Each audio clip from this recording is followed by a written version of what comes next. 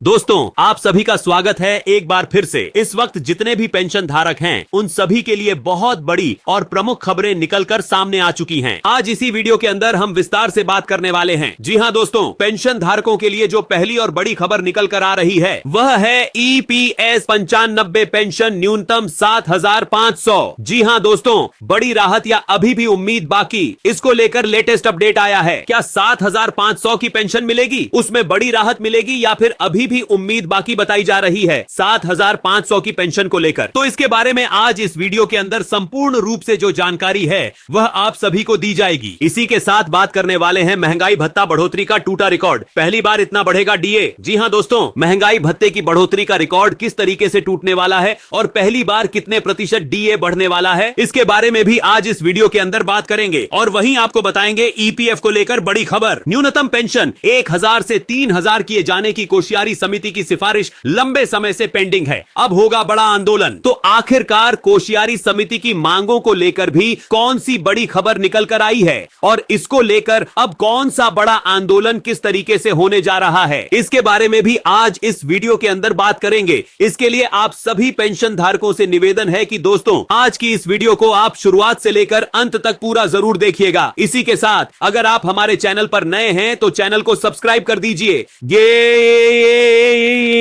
ताकि ऐसी तमाम जरूरी और काम की खबरें आपको सबसे पहले मिलती रहें। वीडियो को लाइक कीजिए और अपने पेंशन धारक मित्रों, दोस्तों और परिवार के सदस्यों के साथ एक बार जरूर शेयर कर दीजिए ताकि वह भी पेंशन और पेंशन धारकों से जुड़ी बड़ी खबरें सही, सटीक और तथ्यों पर आधारित सबसे पहले जान सकें। तो चलिए यहां पर सबसे पहली बड़ी खबर की ओर बढ़ते हैं। EPS 95 पेंशन न्यूनतम 7,500 को लेकर बड़ी खबर आई है। बड़ी राहत या फिर अभी भी उम्मीद बाकी, चलिए इसके बारे में विस्तार से जानते हैं। कर्मचारी पेंशन योजना यानी कि EPS 95 भारत में सबसे चर्चित सामाजिक सुरक्षा विषयों में से एक बन गई है। वर्षों से इस योजना के तहत लाखों सेवानिवृत्त कर्मचारी बढ़ती महंगाई और जीवन यापन के खर्च से निपटने के लिए अपनी मासिक पेंशन में सार्थक वृद्धि का इंतजार कर रहे हैं। आज न्यूनतम पेंशन को 1,000 से बढ़ाकर 7,500 करने की मांग जोर पकड़ रही है, लेकिन क्या यह वास्तव में होने वाला है? इस विषय को आज हम पूरी गंभीरता से समझेंगे। EPS 95 कर्मचारी भविष्य निधि संगठन के अंतर्गत सरकार द्वारा लागू की गई एक अनिवार्य सेवानिवृत्ति लाभ पेंशन योजना है, जो सेवानिवृत्ति के बाद श्रमिकों को मासिक पेंशन आय प्रदान करती है। विकलांगता या फिर मृत्यु की स्थिति में उनके परिवार के लोगों को भी यह पेंशन सहायता प्रदान की जाती है। इस योजना का वित्त पोषण नियोक्ता और सरकार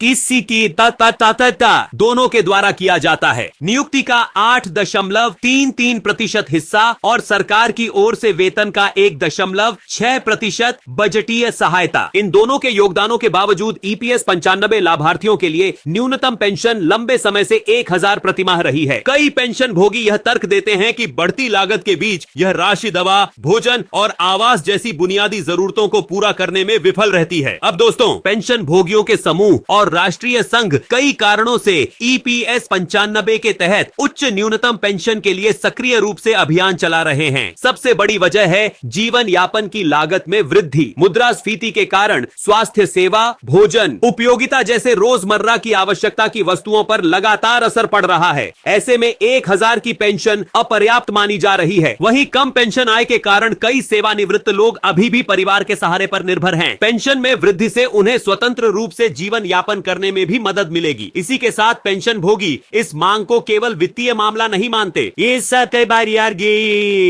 बल्कि इसे वृद्ध नागरिकों की गरिमा का सवाल भी मानते हैं। और साथ ही पेंशन वृद्धि को लेकर चर्चाएं अधिक प्रमुखता से सामने आती जा रही हैं। अब दोस्तों, संभावित भविष्य के जो दृश्य हो सकते हैं पेंशन बढ़ोतरी के, वह कौन से हैं? चलिए इसके बारे में बात करते हैं। सबसे पहला दृश्य है न्यूनतम पेंशन वृद्धि को स्वीकृति। जी हाँ, यदि सरकार अंततः बढ़ोतरी को मंजूरी देती है तो जिन मौजूद पेंशन भोगियों को 7,500 से कम पेंशन मिल रही है, उनकी पेंशन पेंशन अपने आप ही बढ़ जाएगी। नए आवेदन की आवश्यकता नहीं होगी। यदि किसी का केवाईसी विवरण बाकी है तो भुगतान रुक सकता है, लेकिन जिनका केवाईसी पूरा है उनके खाते में भुगतान सीधा आएगा। और महंगाई के समायोजन के बाद महंगाई भत्ता यानी कि डीए भी शुरू किया जा सकता है। इसी तरीके से अगर चरणों में वृद्धि को लेकर बात करें तो एक अन्य संभावना यह भी बताई जा रही है कि पहले न्यूनतम राशि को मध्यवर्ती स्तर तक बढ़ाया जाए, जैसे कि उदाहरण के लिए 3,000 या फिर 5,000 किया जाए और बाद में कुछ वर्षों में इसे 7,500 के लक्ष्य की ओर धीरे धीरे बढ़ाया जा सकता है। इसी के साथ एक और संभावना यह भी बताई जा रही है कि मौजूदा व्यवस्था को कुछ समय तक बरकरार रखा जा सकता है, यानी नए फैसले के लागू होने तक 1,000 की पेंशन चलती रहेगी, लेकिन पेंशन भोगी सुधार के लिए दबाव बनाना जारी रखेंगे। कुल मिलाकर बात करें तो ईपीएस 95 न्यूनतम पेंशन को बढ़ाकर 7,500 करने की मांग सेवानिवृत्त कर्मचारियों की वित्तीय सुरक्षा और सम्मान को लेकर बढ़ती चिंता को दर्शाती है। बढ़ती महंगाई, स्वास्थ्य देखभाल खर्च और जीवन निर्वहन के लिए मौजूद पेंशन की राशि अपर्याप्त मानी जा रही है। सरकार ने इस मुद्दे को स्वीकार किया है और कई अभ्यावेदन भी प्राप्त किए हैं। है, लेकिन अभी तक कोई अंतिम निर्णय सामने नहीं आया है। पेंशन भोगी एक सकारात्मक समाधान की उम्मीद कर रहे हैं, जो सेवानिवृत्ति के बाद दीर्घकालीन वित्तीय स्थिरता और सामाजिक सुरक्षा को सुनिश्चित करने वाला हो। यह बहुत बड़ी खबर फिलहाल में आप सभी के लिए निकलकर सामने आ चुकी है। इसी के साथ अगली बड़ी खबर को लेकर बात करते हैं। महंगाई भत्ता बढ़ोतरी का टूटा रिकॉर्ड, पहली बार इतना बढ़ेगा डीए। तो डीए हाइक को लेकर आखिरकार कौन सी बड़ी खबर आई है, कितना डीए बढ़ेगा,